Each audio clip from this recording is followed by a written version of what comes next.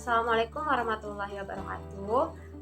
Pada video ini, kami dari kelompok 6 akan memaparkan penelitian terkait mata kuliah evaluasi pembelajaran matematika. Penelitian ini kami beri judul pengembangan soal matematika model AKM konten aljabar. Sebelum lanjut ke pemaparan, saya akan memperkenalkan dahulu anggota kelompok 6. Yang pertama ada Muhammad Syukri Hamtama, yang kedua ada Denisa Ananda, yang ketiga ada Rahmawati Aulia, dan terakhir saya sendiri Yannisyati Permatasari. Langsung lanjut ke latar belakang penelitian. Apa sih yang melatar belakangi kami untuk melakukan penelitian ini?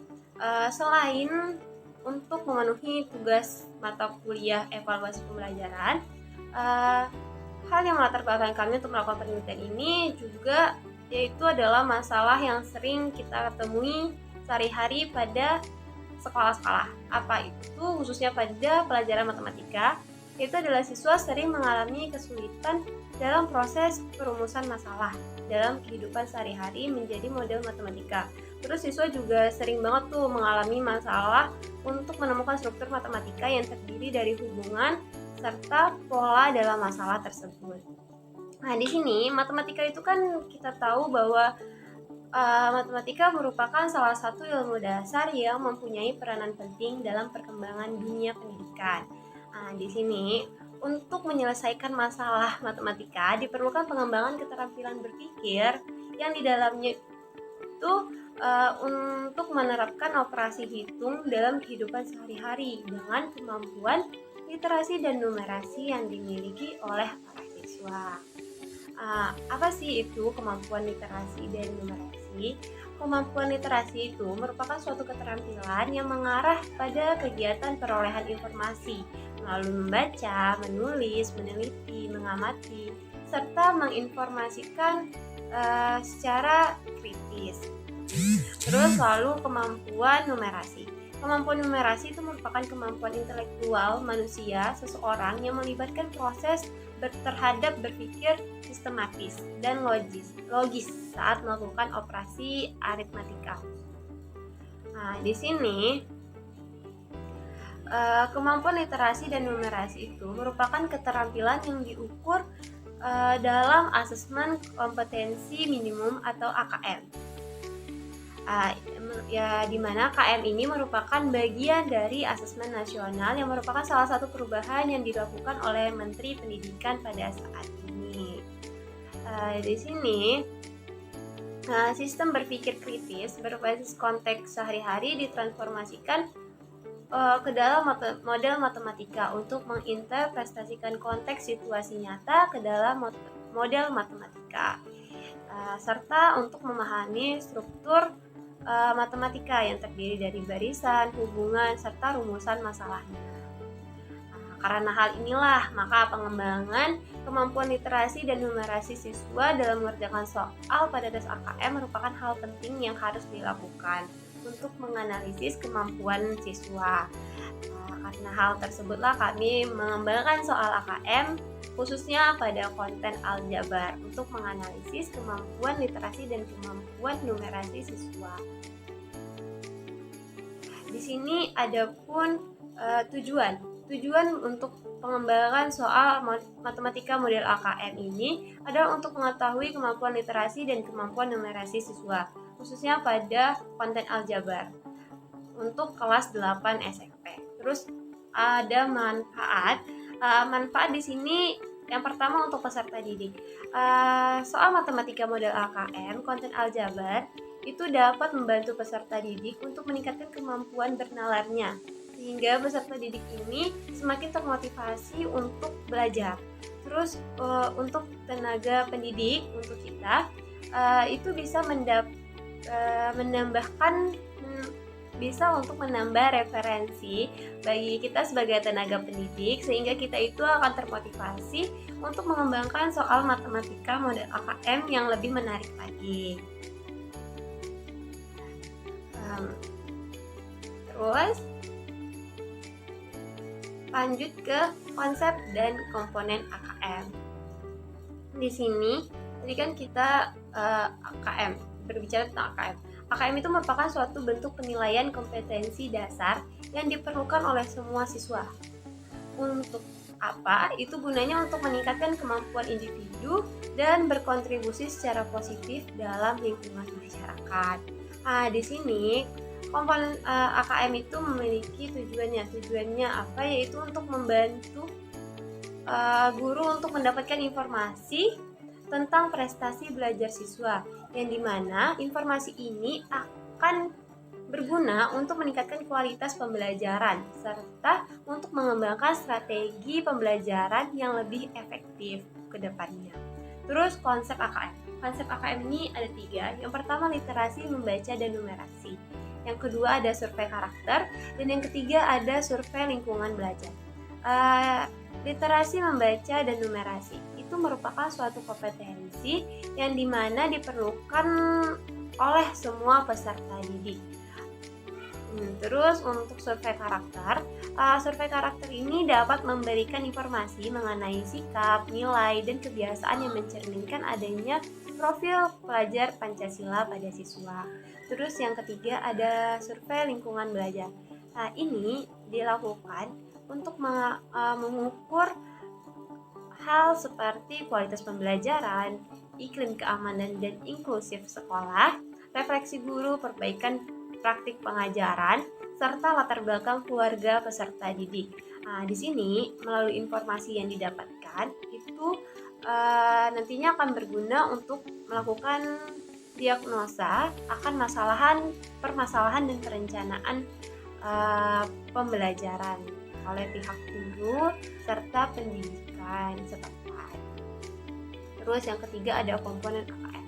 Komponen AKM ini terbagi menjadi 3, yaitu ada konten, konteks, dan level kognitif.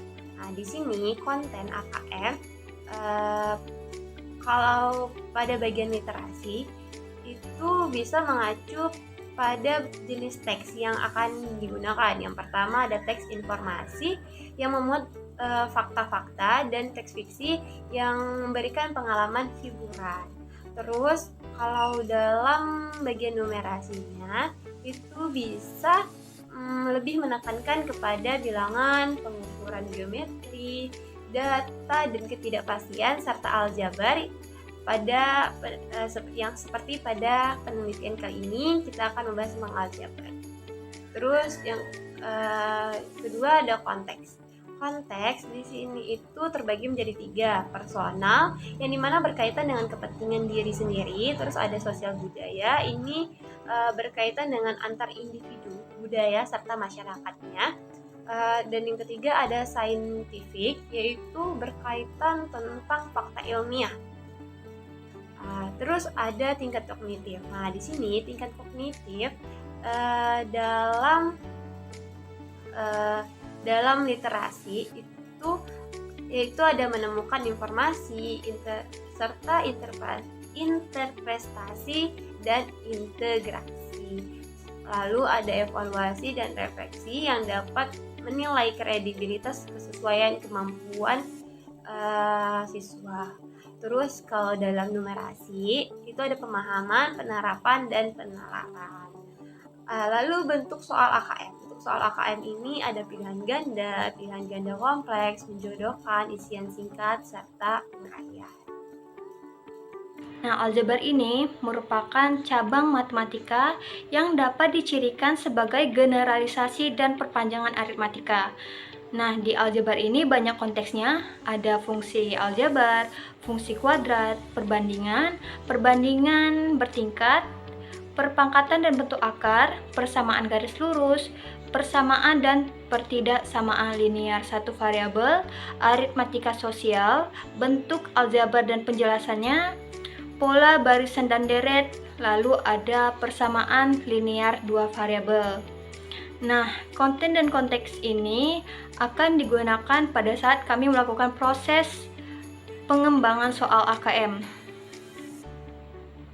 Proses pertama yang akan kami lakukan dalam soal pengembangan ini adalah membuat kisi-kisi. Nah, dalam kisi-kisi ini ada kompetensi dasar, lalu ada indikator pencapaian kompetensi, indikator soal, level kognitif, bentuk soal, dan konteksnya.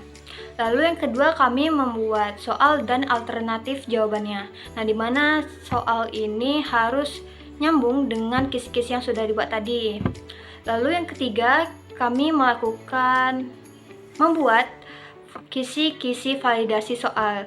Nah, di kisi-kisi ini ada aspek kaidah penulisan soal dan juga indikator. Lalu yang keempat, membuat validasi soal. Nah, yang keempat, kami membuat lembar validasi. Nah, dalam lembar validasi ini akan diisi oleh validator. Lalu yang terakhir, dilakukanlah uji coba soal tersebut. Uji coba instrumen ini dilakukan pada SMP Negeri 1 Kota Tanjung Pinang yang beralamat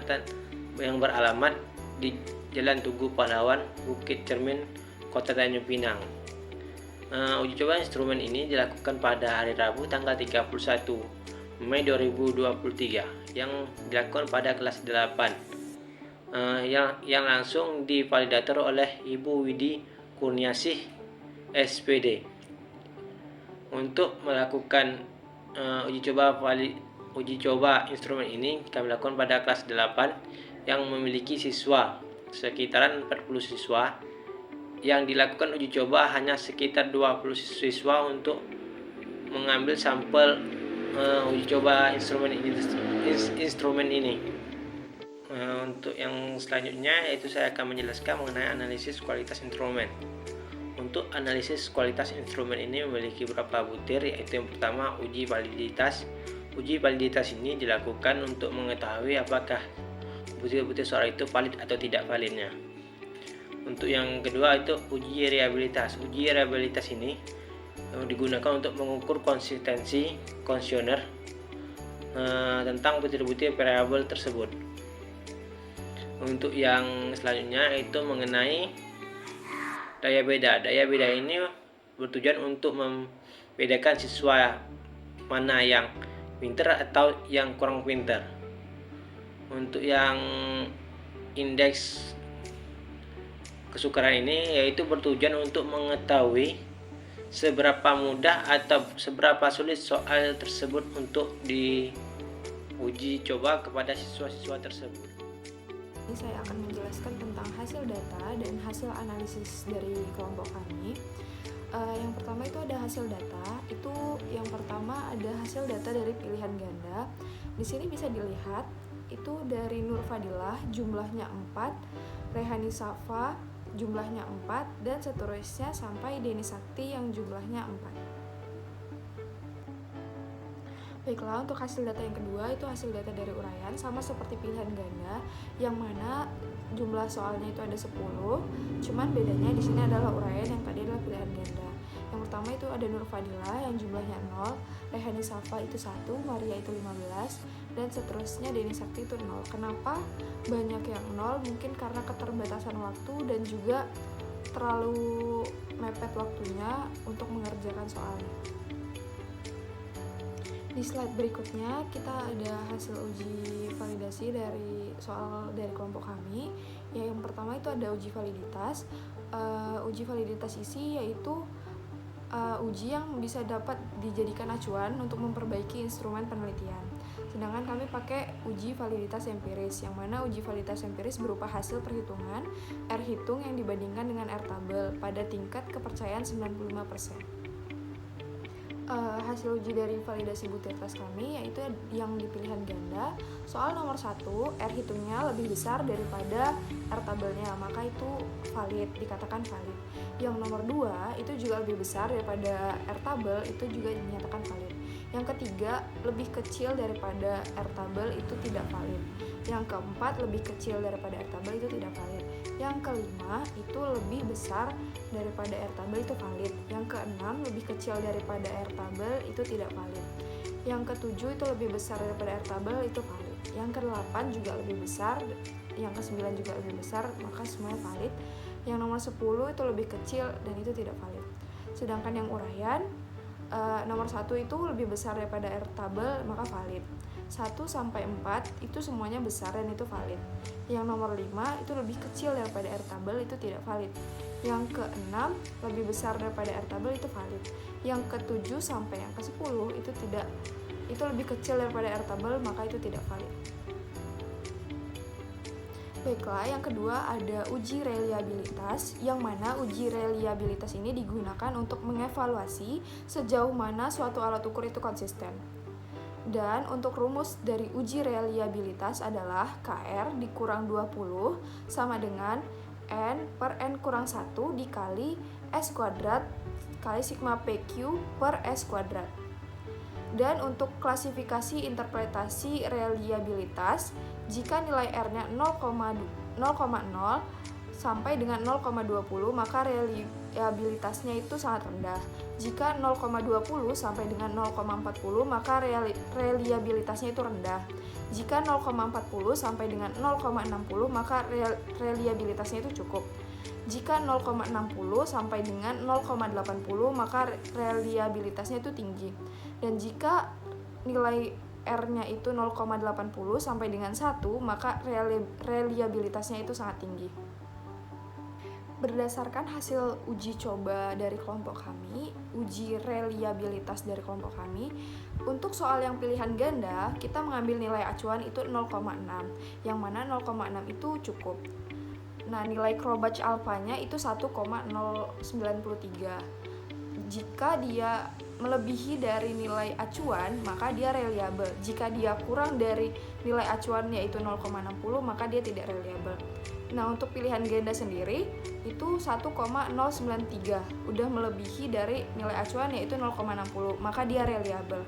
Yang esai nilai Krobach alfanya 0,931, yang mana itu sudah melebihi dari 0,60, maka nilainya juga reliable. Hasil uji daya beda dari kelompok kami yaitu di soal pilihan ganda nomor 1 dia bernilainya cukup, yang kedua juga dia bernilai cukup, yang ketiga karena dia minus itu berarti kurang dari 0,0 yang berarti itu jelek, yang keempat itu jelek, yang kelima itu cukup, yang keenam jelek, yang ketujuh juga jelek, yang kedelapan itu cukup, yang kesembilan itu cukup, dan yang ke-10 yang terakhir itu jelek. Nah, untuk yang uraian, yang nomor 1 dia itu cukup, yang nomor 2 itu cukup, yang ketiga cukup, yang keempat itu baik, yang kelima itu jelek, yang keenam itu cukup, 7 sampai 10 itu jelek. Kenapa banyak yang jelek? Karena itu tadi, keterbatasan waktu dan juga mungkin terlalu mepet dengan jadwalnya mereka untuk istirahat.